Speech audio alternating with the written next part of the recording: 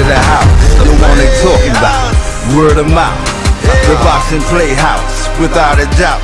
All the latest and greatest boxing news, that's what it's all about.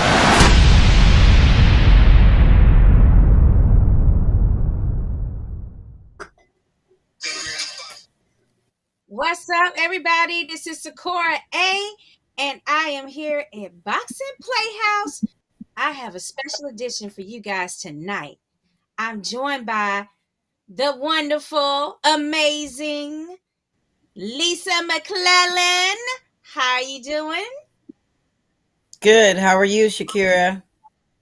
Awesome. And then I also have Mrs. Ruth with us, from all the way from the UK. I'm sorry. Ruth, I couldn't pronounce your last name, so I'm going to let you pronounce it for me. It's Ruth Tunnicliffe. Tunnicliffe. Okay, I was scared. Yes, I didn't want to mess it up. So this is Ruth Tunnicliffe with us tonight, all the way from the UK. What town are you in? What town? Well, I'm in Leeds in the North Yorkshire. Oh my, what a nice accent you have. Well, listen, lady, we're here to discuss something very important. We are trying to stop a con artist and make sure that people are not taken advantage of anymore. The more people that we can go ahead and basically notify and make aware of this person, the better off we'll be, especially in boxing and especially when it comes to exploiting women. I'm not just going to have it. Lisa, how do you feel about, targeting women in a negative way and taking advantage of females? Well, where I'm from, Shakira, the men are just the women are just as tough as the men.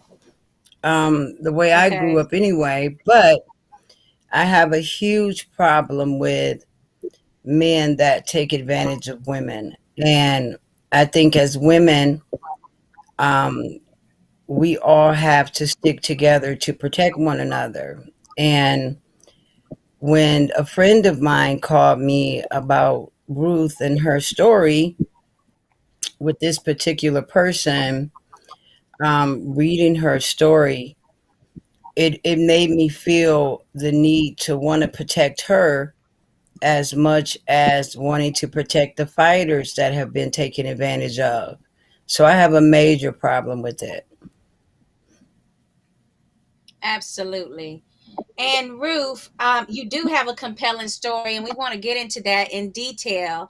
But I just want you to know personally that I am sorry that you had to go through such a horrific situation in a different country, not knowing anyone here in the U.S.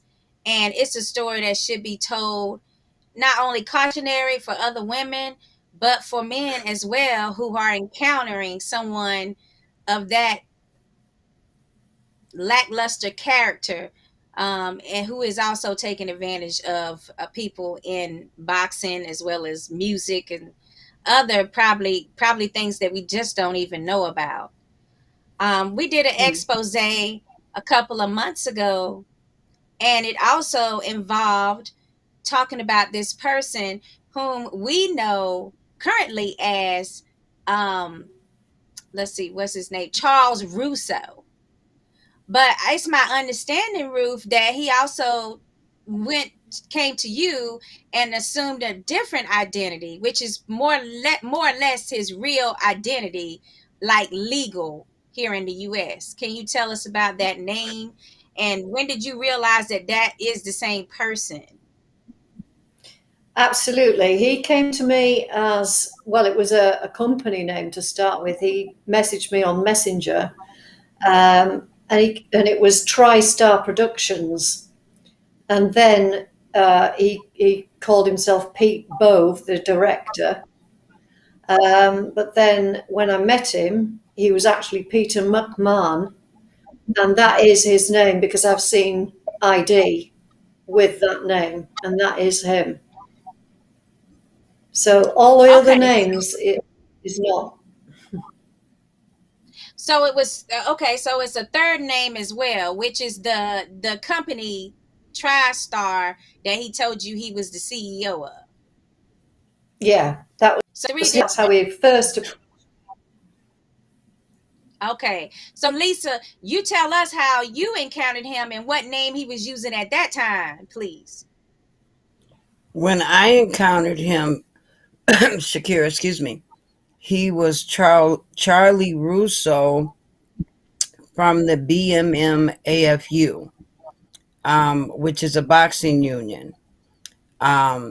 It's a non-recognized boxing union. It's not legal.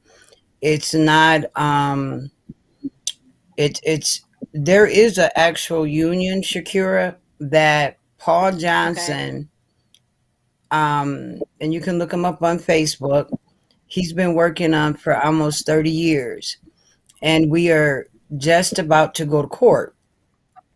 Um, so there is a real union. It's just it took a lot of time to get things in place. Well, Charles appeared out of nowhere and said he had financed this union, which it's not possible. Nobody's being helped. Actually, he's taking advantage of a lot of fighters through the union, his fake Okay. union. So he was Charles Russo when he first approached me. Wow. Okay, so that's the third name that's intertwined with this Paul McMahon. So tell Peter. me a little bit Peter McMahon. since Peter Yes, McMahon. yeah. Okay, so Ruth, what I want you to now tell us is because I believe you interacted with him prior to him beginning this fake boxing union that Lisa encountered him with. So we'll start with you and the fact that your article was actually featured um, in the UK Mirror um, publication. And tell us a little bit about the timeline of when you actually got involved with him and came to the US. Okay, it's a bit of a long story, but I'll try and make it brief. Um, Okay. he contacted me in 2010 September by sending me Facebook messages, trying to connect with me, saying, "Are you ready to be a superstar?"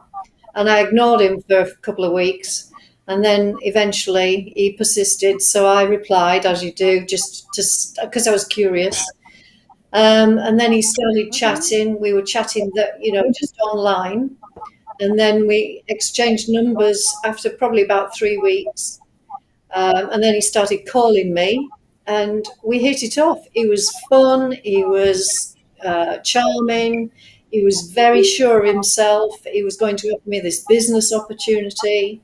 It was going to be amazing. And it went on like that. So I got to know him. I thought I got to know him really well. And we really did click. We had a lot in common, and we spoke every day. This went on for 5 months. We spoke every day, and that he said he was going to come over to London. Probably about a couple of months actually after we started talking. He was saying he was coming to London on business. He wanted to meet up, and I was in Cornwall. So he said, I'm going to fly over and we'll meet up and I'll tell you more about the business. And I was looking forward to Mm-hmm. seeing him. Told me the flight details, gave me so much detail. It was too much detail looking back. But anyway, he was supposed to fly and he didn't transpire. We went off radar.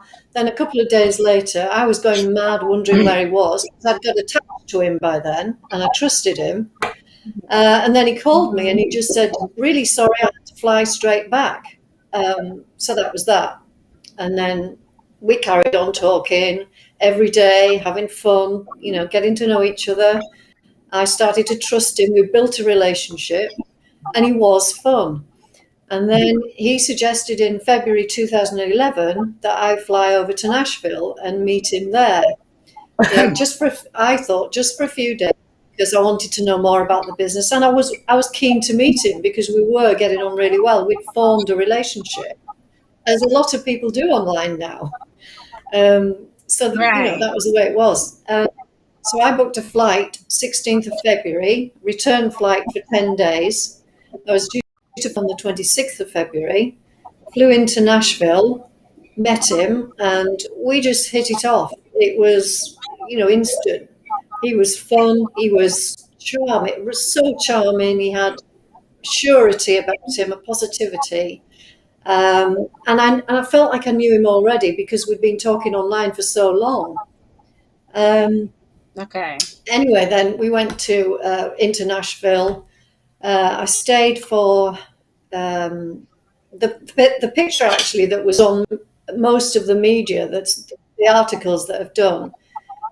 Had a picture of me and him, and I looked very happy. And people have asked me since, how come you were so happy on that picture? That was 5 days into the trip, and I was very happy because at that point I thought he was who I thought he was. We got on really well, and I was very happy with him. Anyway, day before I was due to fly back on the 9th day, I was looking for my passport, and it wasn't where I'd put it. So we searched high and low. He helped me. I was going mental. Where's my passport? Because I needed to fly back. And I couldn't find it. And so he just said, oh, looks like you're going to... Okay, Ruth. I'm going to backtrack a little bit because you did tell that story kind of fast. Yeah. But the first thing I want to ask you as a female, when he suggested that you come to the U.S. and visit him, was this going to be out of his money? Like, was he going to pay for the trip? Sorry, you broke up then. I didn't get what you said. I said, when he suggested that you come to the U.S. and visit, did he say he was going to pay for the trip? Like, did he say he was going to pay for it?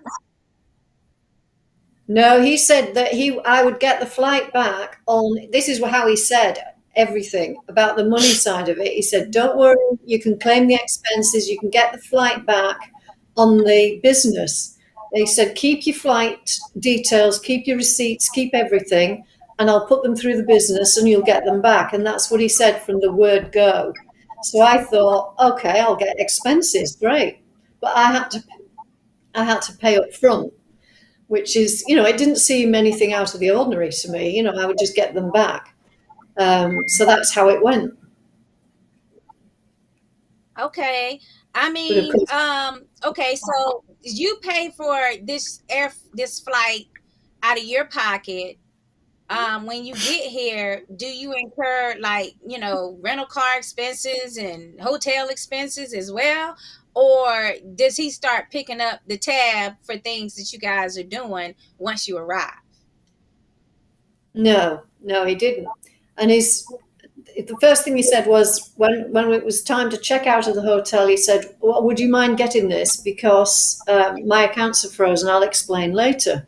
So I thought, okay. I didn't really think anything of it because I'd trusted him by then and I felt like I knew him very well.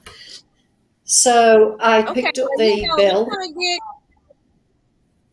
Okay. You picked up the bill for that as well. Now, I'm going to get a little personal, and I want to know, did you think something romantic? I know he told you that this was business, but did you think that there would be something romantic between you guys, for you to actually take that trip over here like that? Did you think that there was a relationship? Yes, definitely there was. We got really, really close over the phone. I mean, that sounds ridiculous, but we did. Just like anybody would. When you meet online, you talk all the time, you get to know each other really well. So when we got there, I felt like I'd known him for ages, and he felt the same. So yeah, we clicked, and we did get romantic. He's so charming. He's so clever. Mm-hmm. And yeah, we did. But I just thought, he said, "It's don't worry, baby, don't worry, you'll get it all back. Keep your receipt. You'll get it all back on. I'll put it through the business as soon as I can." But he claimed that his accounts were frozen because he was going through a divorce, and he said, "But you get money back," and that's what he kept saying. Now, did you ever go to a business office where this company was supposed to have a business? No, he said that he could run his business, mobile, but he did have people running the office in London, and he had another office, Pennsylvania or somewhere like that. I can't remember the exact place, but he had another one there, and somebody was running that for him, and he was constantly on his phone making calls. It sounded to me like he was doing business and talking to people, instructing people to do things. He was constantly on the phone to legal people. And when I said to him about getting my money back, he said, "I'll go and call the bank now." And he went off, or he'd ring them in front of me. And it sounded like he was talking to a bank to say, "I want this money transferring to Ruth's account. She needs the money back." And it just all seemed real. It seemed like I was going to get my money back. And I believed everything he said. It was so convincing. Wow, that's just unbelievable. I mean, how much money at the end of the day? I just want a ballpark figure because, on the article it said 20,000 pounds. Yeah. Which would be the equivalent of a little bit more during that time of U.S. currency. So, how much is that an accurate number, or is it kind of like a little more than what you're saying?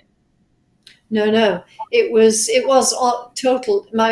He maxed out my credit card, which the limit was 10 grand, and then I had like current account, and I had a saving account, and he used that as well. He was gambling it. He was using it.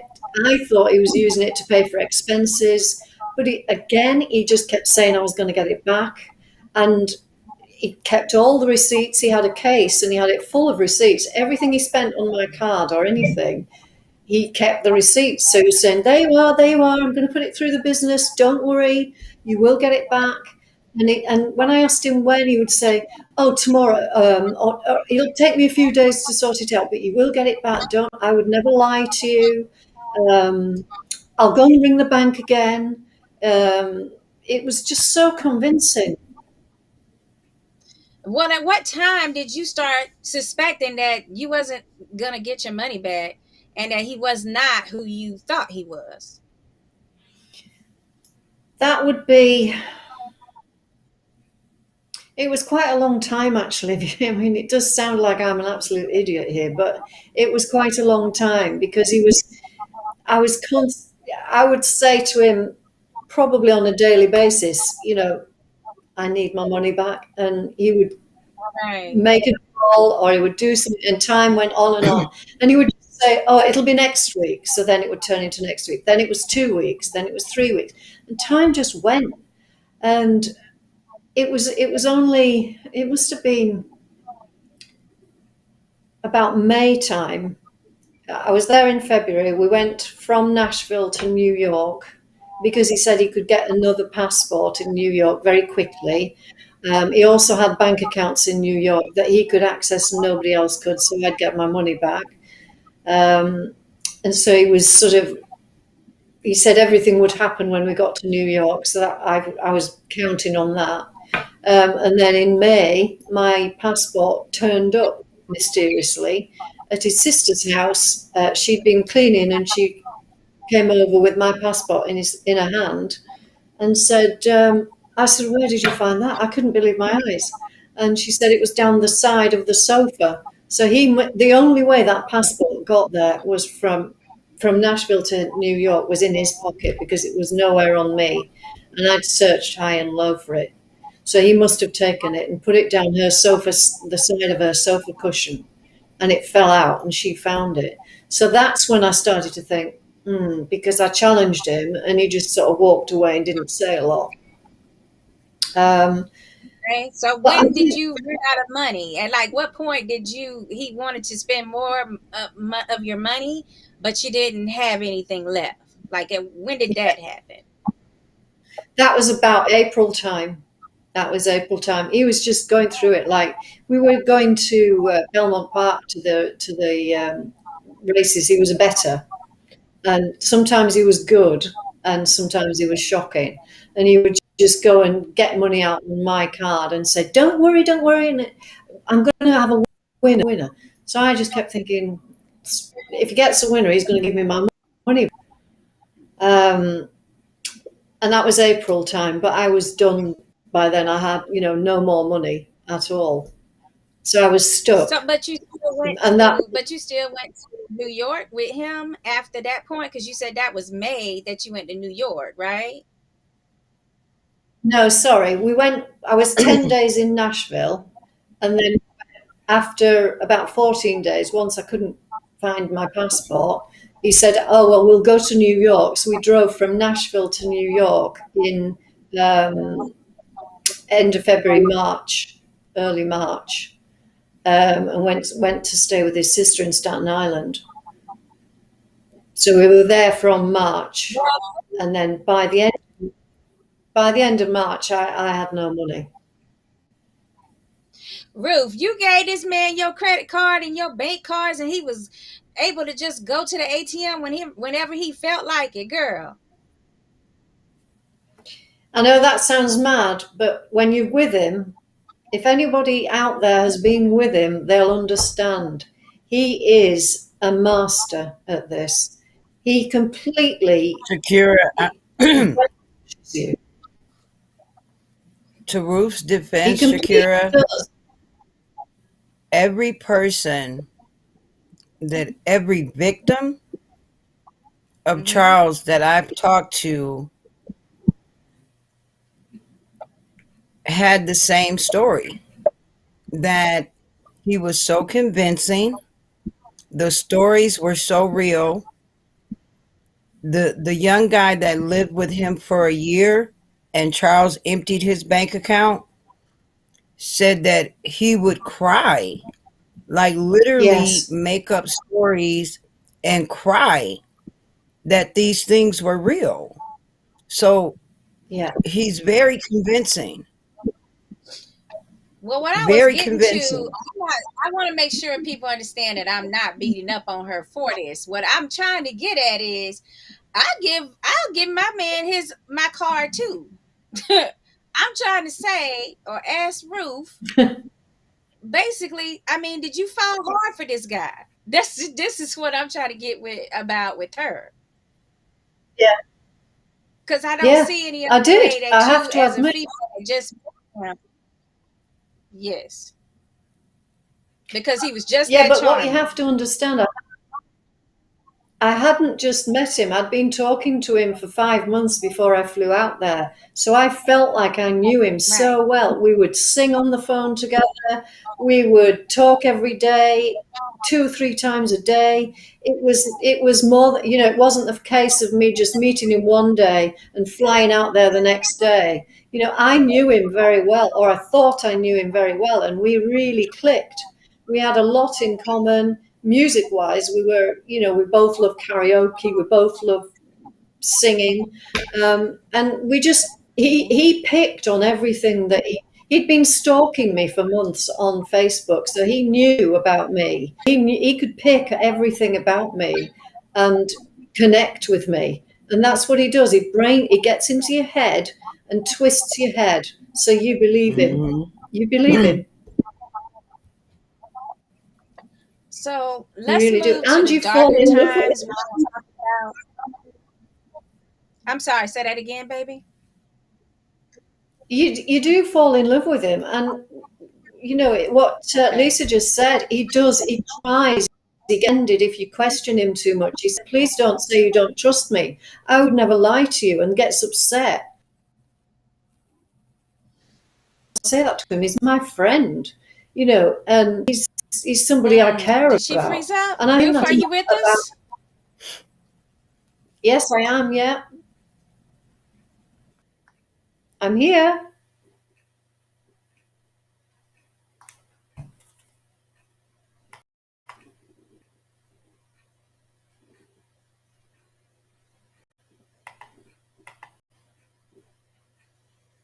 Hello.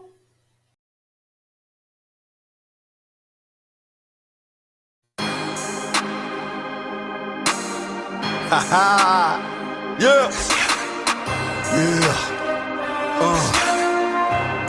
This is how we do it right here. Check it. Yeah. Haha. Yeah. Yeah.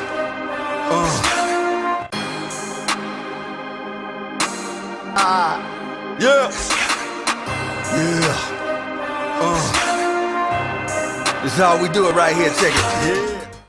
There's gonna be plenty things you're gonna see. I know. Trust me when I tell you, it's coming. It's coming. Welcome to the house, the one they talking about.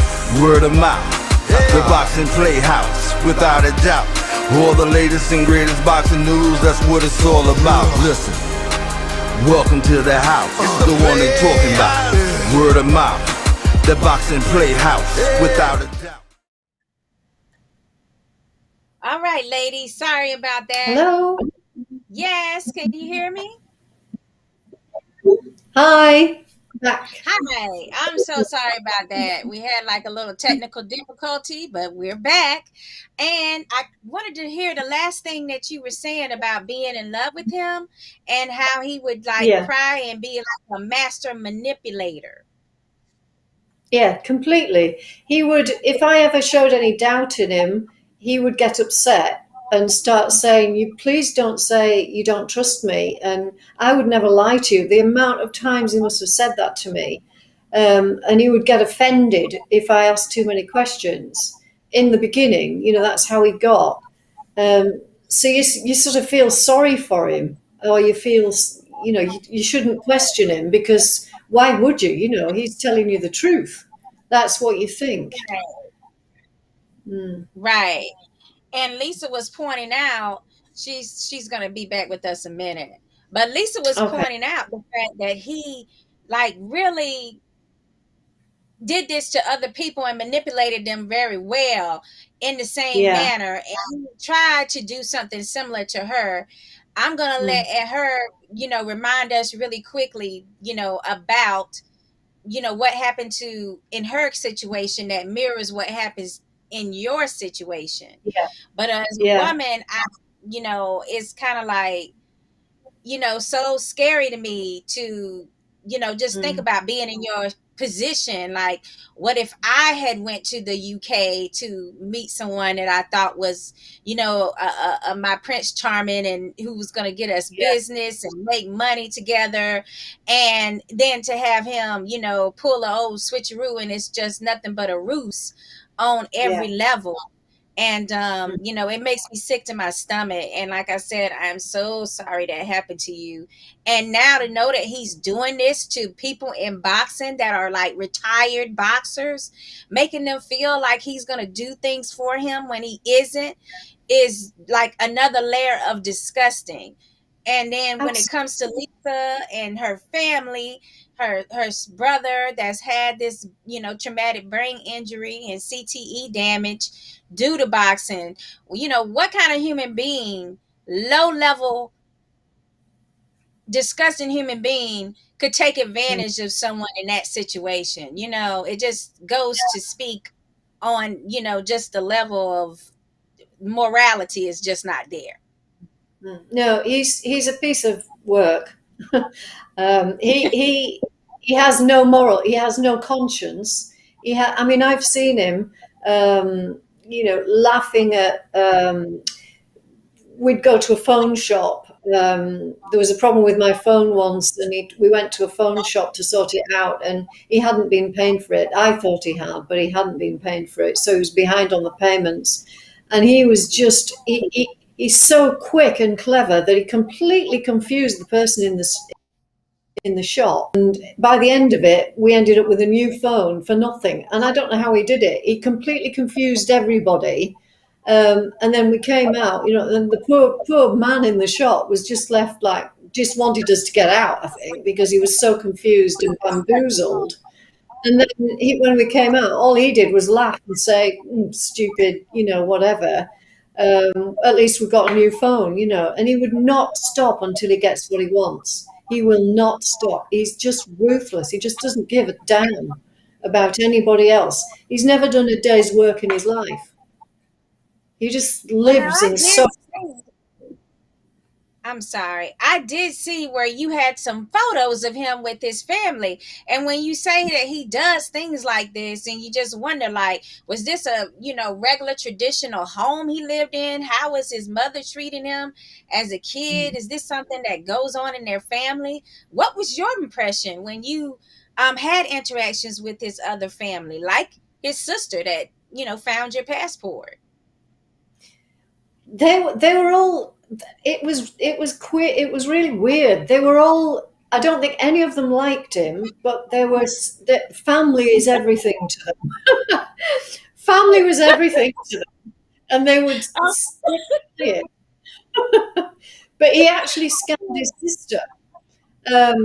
When she told me, he told her that he needed $20,000 to mend the roof of the house in Nashville. And if the roof was going to fall down, they had a baby and all the rest of it, this story.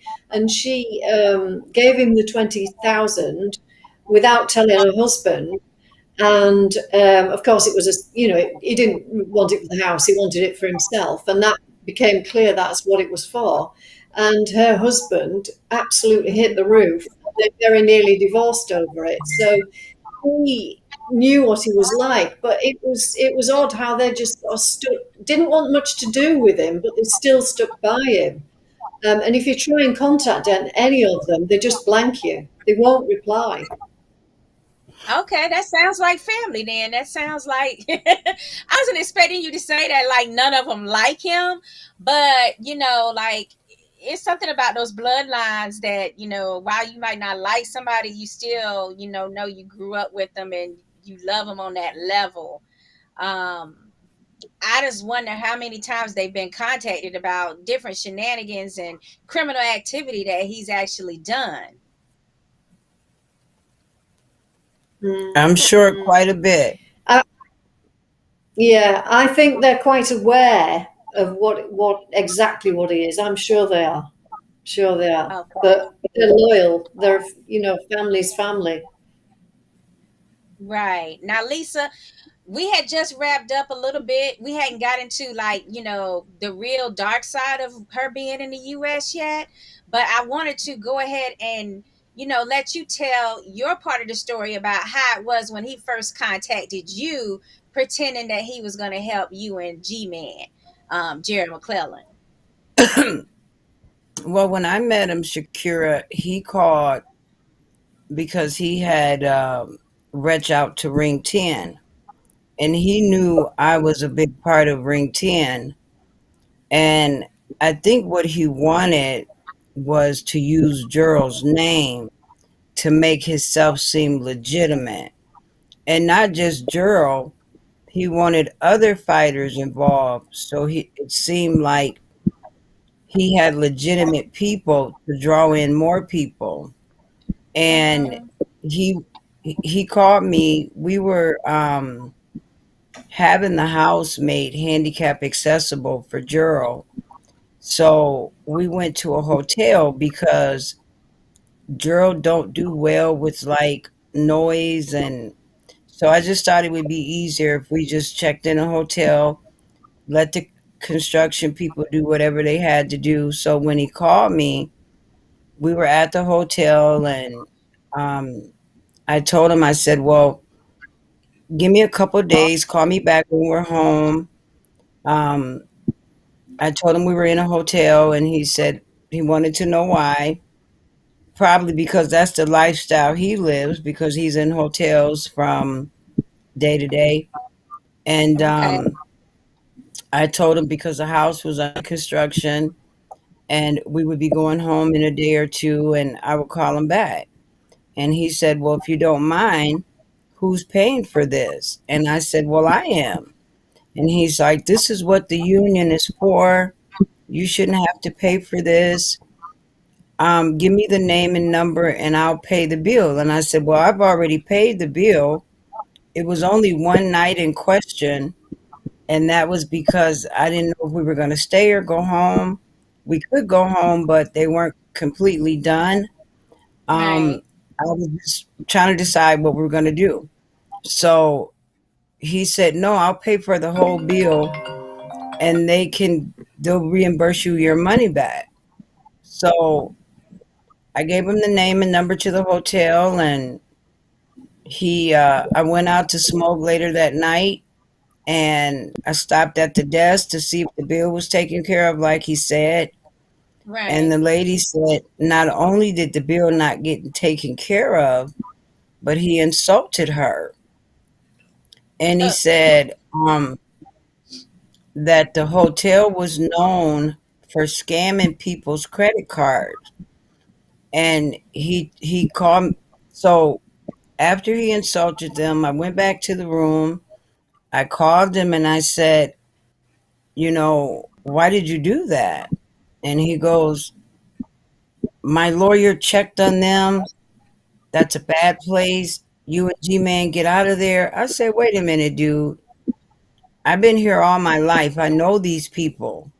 And I went to school with the general manager. She gave us the family and friends rate. They treated us like royalty. I said, you don't know what you're talking about. He goes, mhm. yeah, but the attorney's not going to let the payment go through. I'm like, whatever. So he said, I'll send you a $5,000 Western Union in the morning. Well, anyway, we checked out the next day. We went home. I didn't hear back from him. No Western Union. And so he called me again um, about changing the Muhammad Ali Act to the Gerald McClellan Act. And I said, well, whatever happened to that Western Union? Oh, my lawyer's so busy. He's preparing to go to Congress. Um, I'll have him give you a call and arrange when he gets time, he'll send you now 10,000. I said, okay, okay. So a couple weeks go by, no money, no, but he's still trying to get me to sign on to whatever he's doing. So Okay. he eventually told me that his attorney was going to be in Chicago and he would bring the money to Chicago. So I called him on the day that I was supposed to meet his attorney, and I told him I was over in Chicago, but I was sitting at my kitchen table, and he starts saying, you stupid ass. I didn't tell you to go to Chicago, your own fault. And I said, look, dude, I've checked you out. I had our attorney look you up. Your attorney's phone number is a text now app. Um, and nobody's ever heard of you. I said, do me a favor and take my brother's name off of all of your stuff. And then I went on social media and I just warned people where this guy isn't who he says he is. He attacked me, Shakira. He finally got wind of the text. He Hmm. attacked me. He said he found out I was having sex with Gerald. He said some really horrible things. Your Um, brother. What? yes, yes. He said he actually had pictures of me having sex with Gerald. This is how disgusting this. So he went from going to give you 5,000 to 10,000 to you're now sleeping with your brother. Like, Yes, and he's That got proof of it. He's got proof. that's So, how he can turn. That's how quickly he turns. the hmm true character comes out. The true character yes. can't be hidden So, if he doesn't get his way. Yeah. but I want to say this, Shakira. Okay. Lately, there's been a big article done in Boxing News. Um, and some other things. I sent him Ruth's story to let him know that, haha, yet again, you're involved in criminal activity and you're not who you say you are. So um, he keeps posting things like, I got arrested for theft. I've been to jail several times. Um, that I have 5 GoFundMe accounts, that I attend fundraisers asking for money for, and I keep the money for myself. But anybody that knows me, Shakira, I um I don't get out often, because I am Gerald's only caregiver 7 days a week, 24 hours a day. And Right. I'm lucky if I can attend an event where I'm getting an award. So I don't know how, but see, he don't know this. So he assumed that I'm all over everywhere doing. No, I don't get much. So, and I have one GoFundMe that's attached to Gerald going to the stem cell clinic. And that's it. Right. And I help Shakira at least 10 Mhm. fighters. I help those guys get housing. I've helped with food through other organizations Right. that have helped me and Gerald. I use those avenues to help other fighters. And I don't ask for anything in return. I do this out of the kindness of my heart. And I where you don't go to jail. from, I do Listen, like I I've don't never been understand. under You're doing investigation. all of it. Oh, he's saying you under investigation right now? I'm under investigation right now, Shakira. I am in the process of putting together a docu-series called Life After Boxing. I am managing a heavyweight fighter. And I got some other things in the works that are things that are going to help fighters. So I'm not under Okay. investigation.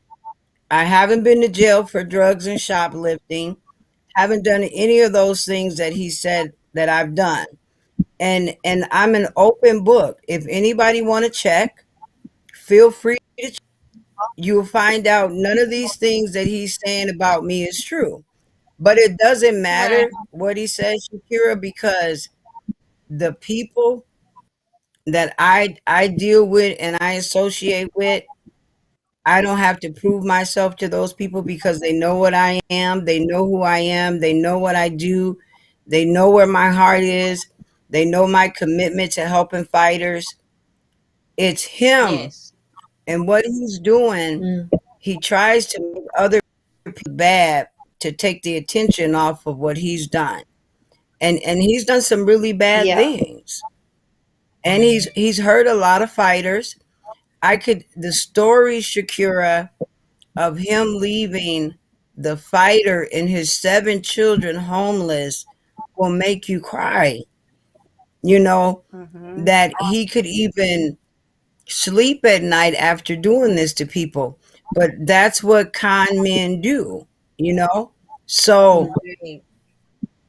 I think what we need to Don't do. forget the cruise money. The cruise money for the fake Oh yeah. boxing tournament.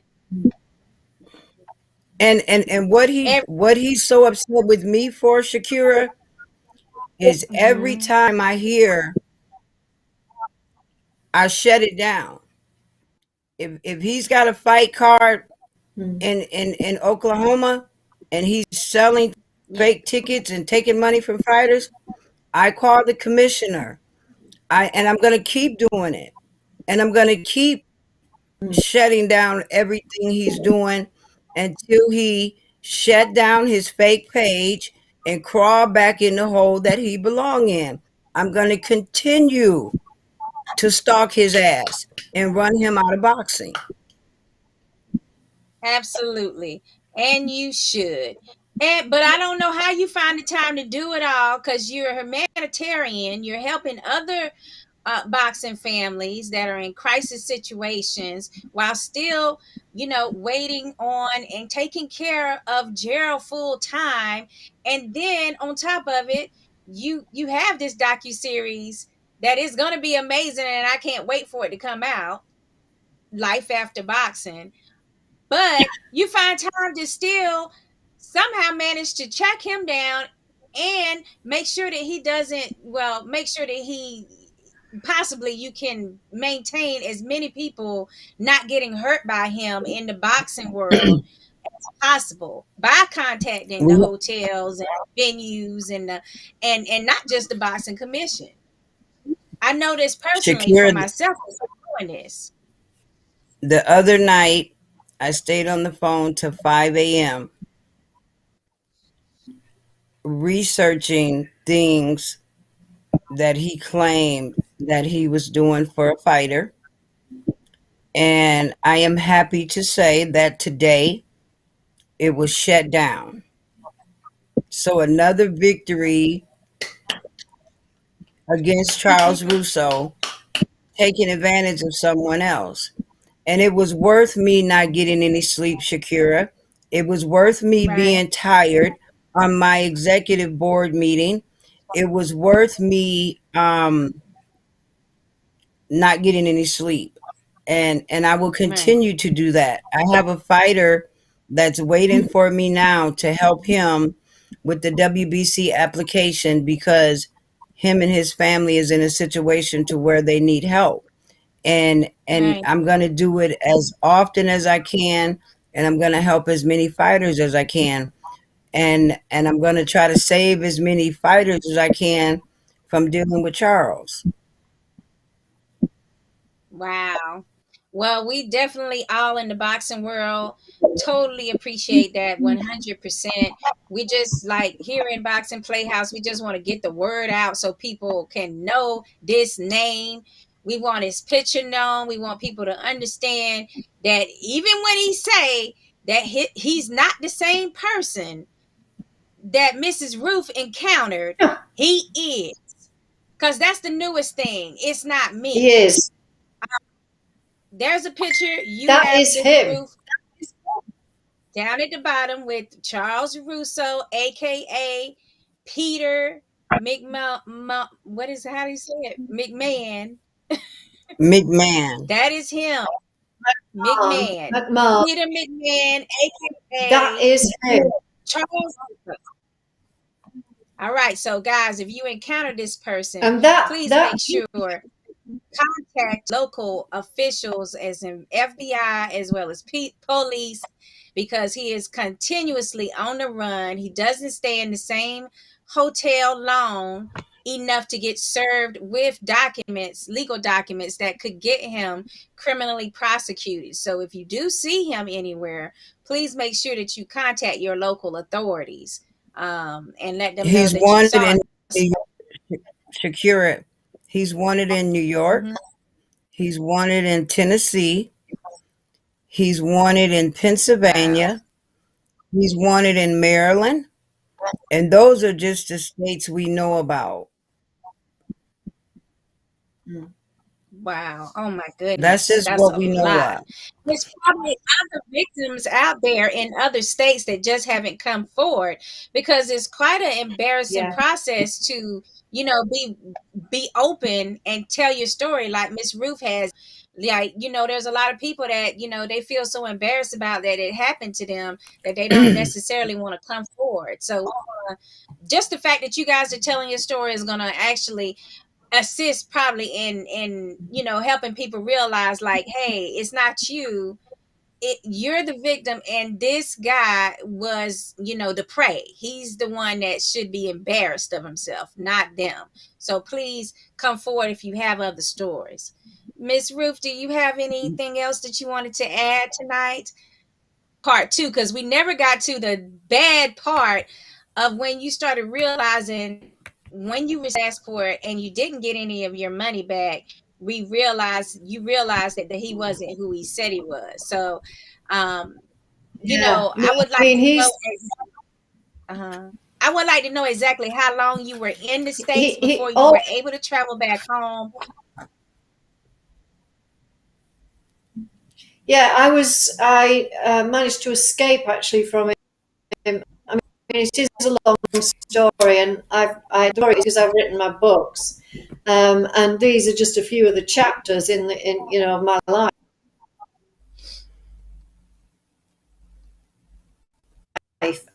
To run, I realised that he wasn't what he was, and I realised there was an earthquake, actually, a tremor in New York, and I just thought I'm never. It was like a wake up call. I just thought I'm never going to get my money back. It was late August. It was my birthday, I just thought I don't want to be over here without my family. And having the earthquake or the tremor just made me think I don't want to die over here. As dramatic as that sounds, but that was my wake up call, and I just thought I've got to get away. He was getting violent with me, kept getting me by my throat. He was frightening. He wouldn't let me out of his sight. But we were working in a bar in Brooklyn, and I managed to hatch a plan. And I just left the bar and told him I was going to the car to get something, and ran to the police station and fell on the floor in the police, and they just picked me up and said, "We need to get you home." And I had nothing, absolutely nothing left. And what month was that when that happened, when you got to the police station? That was September. Early September. So you Yeah. arrived in February, which only supposed to be 2 weeks, and you ended Yeah. up staying here until September.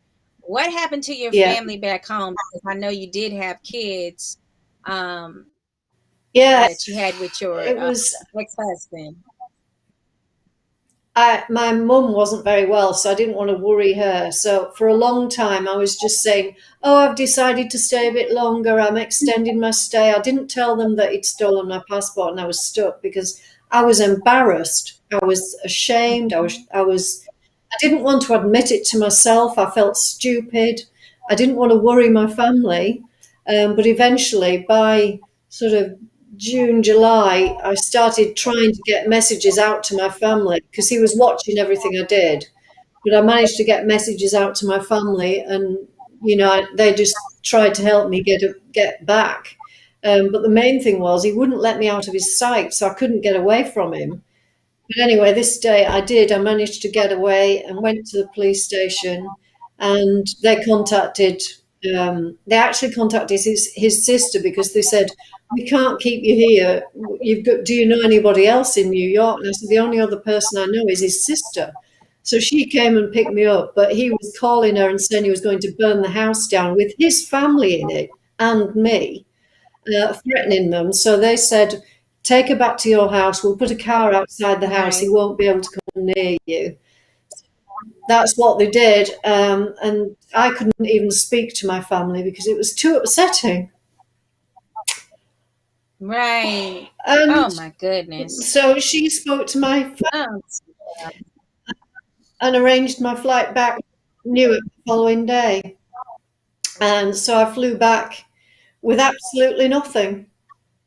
And I just thought, you know, I was convinced all the time I was with him, I was convinced I was going to get my money back. And that's why I'm not a quitter. I kept thinking, like I've been in 2 bad marriages as well. And when you're in something bad, you just keep thinking it's going to get better, and it will get better. And then you believe him and you think, okay, well, I'll give it another week. That's what you do. You stay and you try and work it out yourself. Um, so I'm so anyway, I ended up sorry. back after 8 months. And I think that it's still emotional and raw for you when you think It about, is. what you went through. I mean, how horrible It and is. how blessed did you feel once you realized exactly who you were actually um in bed with, so to speak. Yeah, it was terrifying. The last, I think the last 2 weeks with him, he was getting more and more violent because he knew that I wanted to get away, and I wasn't any use to him. All I was a noose around his neck because I'd got no money left, and I was tired. I was asking for my money still. I was missing my family. I just wanted to go home, and Right. he turned on me. He had me by the throat constantly. And he terrified me. So I came back very broken, and it does still hurt. All these years later, it's taken me a long time to be able to talk about this. So anyone out there that's been in the same situation or struggling with anything like this, you're Right. not stupid. You're not stupid. Mhm. And that's the overriding feeling that you have. You feel you're ashamed, and don't, because it's him that's stupid and it's him that should be punished, not the victim. Absolutely. You're absolutely right. I mean, I'm really, really happy that you were able to get away and you had your life. Um, I think mainly he probably was getting more abusive because he was pissed off that you didn't have any more money left. Yeah, yeah, he did. He knew that, I wasn't any use to him anymore. I was just a noose around his neck, and I was becoming an irritation to him. So when I got to the police station, there was a female officer came and picked me up off the floor, and she just said, "Honey," when I told her my story, I mean, it all just came out. And she just said, I'll never forget what she said. She said, "Honey, if you hadn't come here, you would have left this country in a body bag." And she was Hmm. right, because he would have ended up doing something like that. And I just knew I had to get away. And thank God I did, because I do think that I would have left in a body bag. We He's have a to have you dangerous back man. on. Yeah, Yeah, very anytime. dangerous. We have to have you back on, but for right now, I know you have a book, so I don't want to have to share your entire story because I'm waiting for this book to come out, and I want others to purchase the book as well. Can you tell us the name of the book and just what it took for you to just be like, you know what, I need to put this whole situation to paper. Well, it was in 2000. Well, I've had a very, this story is just a very small part of my life. I've been down a lot, and I've managed to pick myself up after two bad marriages. One, I lost my kids through. I had to leave my children. He was violent. So that's a bit, I just had to make sense of my life. And I started writing in 2012, just basically just to get things down on paper and to try and make me sort of help me.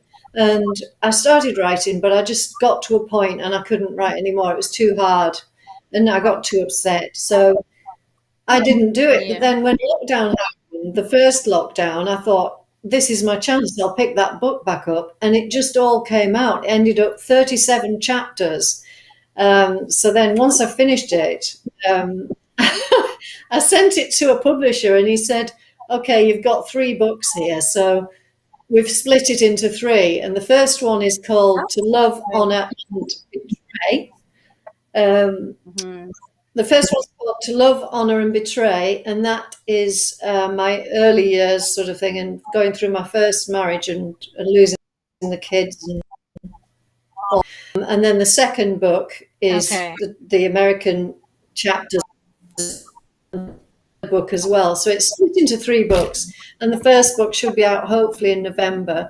But anyone can read all about me, and yeah, so hopefully people will be interested, and I'm hoping that my books will inspire other people.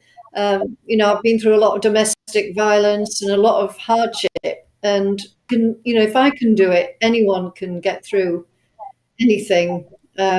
You've just got to get yourself back Absolutely. up. Absolutely. And that I didn't know that your previous the ex-husband, you also had domestic violence with him as well. So you have been through quite a lot, and it does explain why you might be attracted to Peter during that time period, because that's our brains are real messed up like that, where we want to be around what we've become accustomed to accepting in our lives, without you even it's like a subconscious thing. So I'm sure that book is going to entail a lot of Yeah, I hope a lot of it, my main reason for writing it as well and getting it in book form is to give it to my two eldest children. They've, they're struggling with the books, and I just want them to read them, and then they'll understand me and understand some of the things that we've been through, and it's to help them as well as me. So that's my main focus. But if I can help and inspire anybody else, going through domestic violence, you don't have to put up with it. And, I just hope that I can help some people. Absolutely. And I'm sure you have.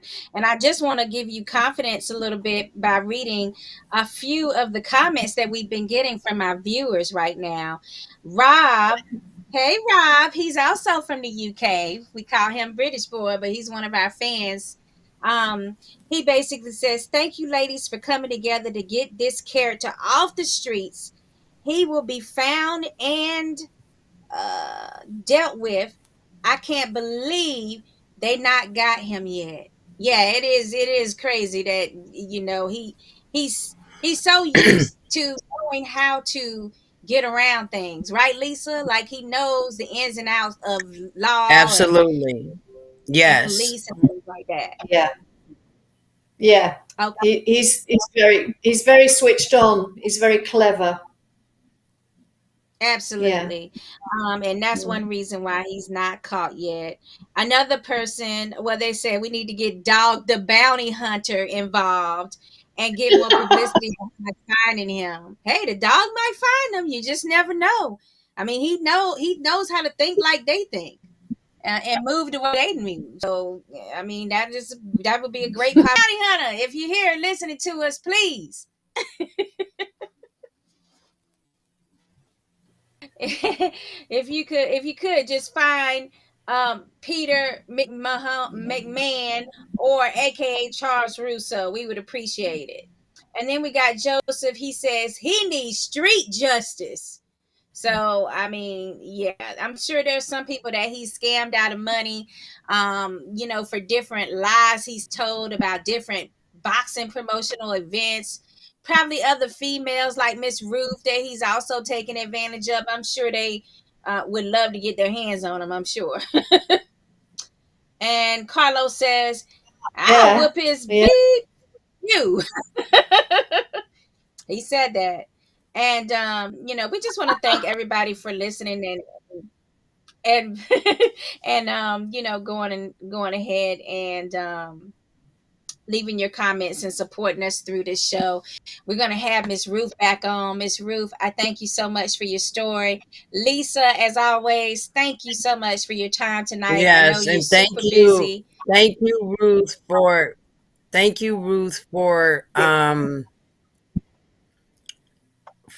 telling your story. What it did for us, any other doubters that didn't believe what we were saying about kind of things that this man will do to take advantage of people. Ruth sharing her story, it just let people know that he'll do anything to con someone or to scam someone. So I'm glad you shared your story, Ruth. I applaud you. Ruth, thank you, Lisa, and thank you for your support. It's Absolutely, November. honey. It'll be Anytime. out hopefully in November. You can go out November. on my website. You can see it on there, and all about it on there anyway. But yeah, I mean, without Lisa contacting me, I was feeling very alone with this and very stupid. And to have, I mean, it's terrible what he's doing, but I feel supported because there's so many other people. I felt very alone with it, and that's why I kept quiet for so long. And when they contacted me, it helped me so much. Right. Well, if you want to read Ruth, her book, Lisa, and or get thank more you to people information, struggling. yes. And You're if very you want to welcome, read the Ruth. article, and if you want to read the article that was written in the Mirror about Miss Ruth's story, here's the website, here's the information, and it's called Brit Woman Duped Out of 20,000 Pounds and Told She Nearly Left America in a Body Bag by the Police. So you guys make sure that you do that. Thanks to the author of this article, Lorraine King, because Lisa, I don't know if you would have, it might have took more time for you to find Miss Ruth if this article hadn't came out. Absolutely. Yeah. The initial, but see, what Charles don't know, Shakira, what Charles don't know is I have a huge support system in the UK. And Gerald has a ton of fans in the UK that I've communicated with for almost 27 years.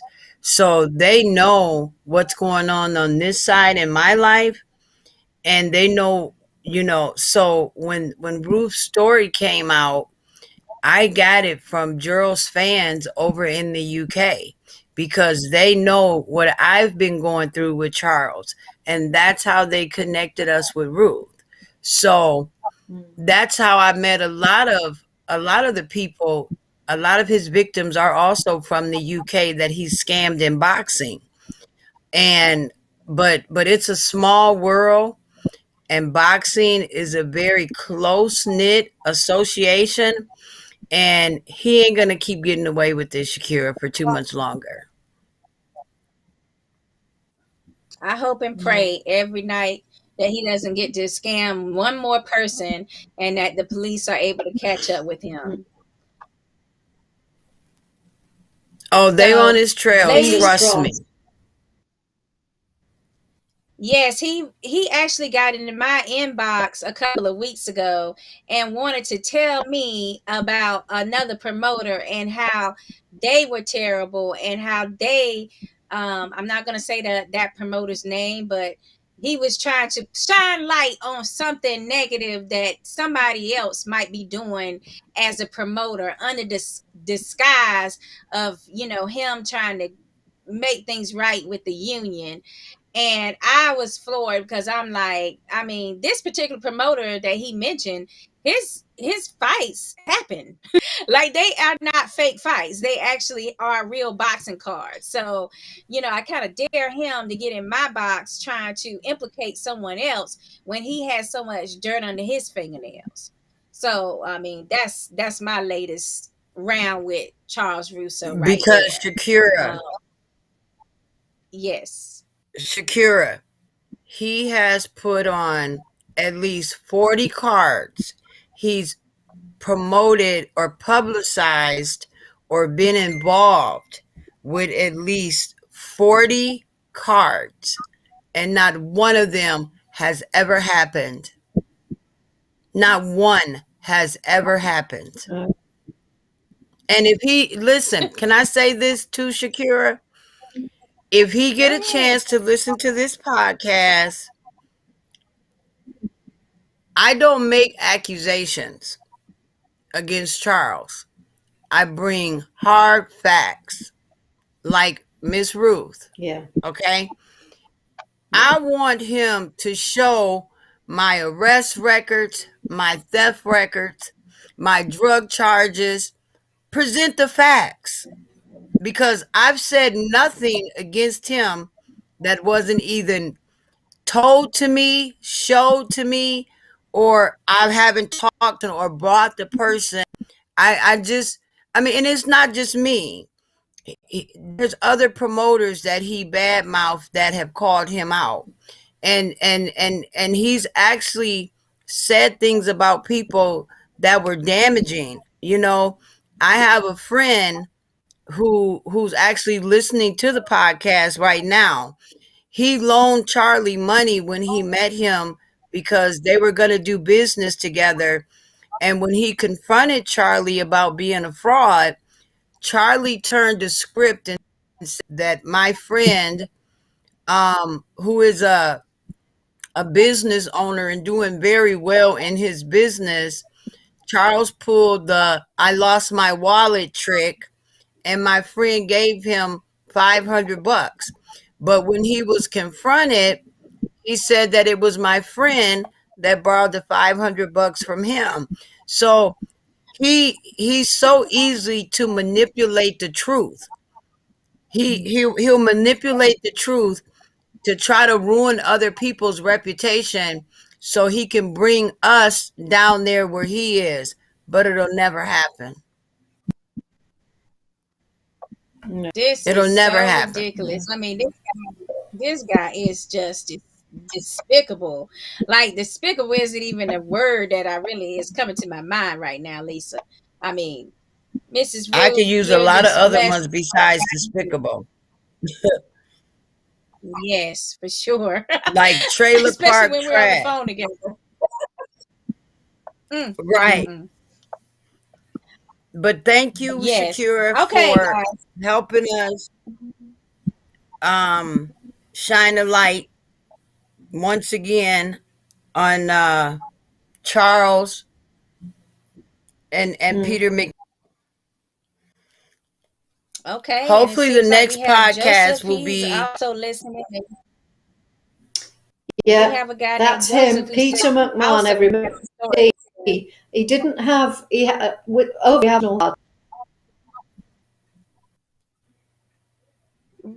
Repeat that, Ruth. I couldn't hear that.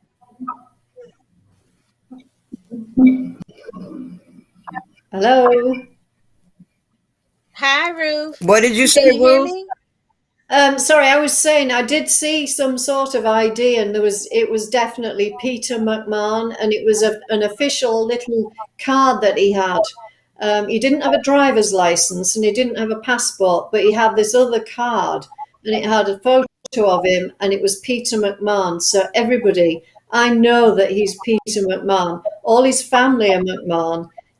I've seen his family. I've been with his family. This man is not Charles Russo. He's not Manito or whoever, Pete Bove. He's none of those people. He is Peter McMahon, and we need to stop him. And I'm going to help Lisa. I'm going to do all I can to expose him. Oh, thank you guys so much for your work right now. And we hope and pray that we can get him off the streets and stop hopping from hotel to hotel and state to state, conning more and more people with such lies. It's kind of like the way of the world for people to take advantage of unexpected people. But it's people like you and Lisa that are displaying that, there are a lot of good people out of there that go out of their way to help others. So thank you both. We will definitely continue this conversation, ladies. And we probably will have Joseph on as well, who has some information, so that we can continue this expose on how to catch a criminal, how to catch a con artist in boxing. Until next week, Thursday at 8 p.m., we'll be back for After Dark series. And Ruth, thank you. Lisa, thank you. And we'll have an update soon for everybody else that's tuning in on this particular subject. Thank you so much, and we'll see you next time on Boxing PlayHouse. Yeah. Welcome to the house. The one they talking